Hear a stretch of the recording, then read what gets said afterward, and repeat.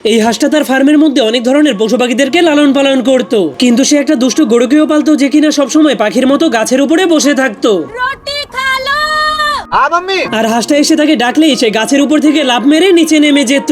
এরপর হাঁসটা তার কাছে গিয়ে তার লেজটাকে টানলেই সে দুধ দিতে শুরু করে দিত। কিন্তু হাঁসটা যখনই অনেক মজা করে দুধ বের করছিল, তখনই একটা মাছি গরুটার মুখের উপরে এসে বসে পড়ার কারণে গরুটা দুধ দেওয়া বন্ধ করে দেয়। नहीं सारुण के यहाँ कुछ तो गड़बड़ है। এর জন্য কি হয়েছে সেটা দেখতে গেলেই গরুটা তাকে লেজ দিয়ে অনেক জোরে একটা বাড়ি মেরে দেয়। কিন্তু সেই লেজটাকে সরিয়ে আবারও দুধ বের করতে গেলে এবার সেই মাছিটা তার মুখের উপরে এসে বসে পড়ে। এই জন্য সেই মাছিটার উপর অনেক বিরক্ত হয়ে হাঁসটা তাকে মারতে গেলেই তার নিজের গালেই অনেক জোরে একটা থাপ্পড় লেগে যায়। এরপর সে মাছিটাকে গালি দিতে দিতে ভুল করে বালতির জায়গাতে টুপি রেখে দুধ বের করতে শুরু করে দেয়।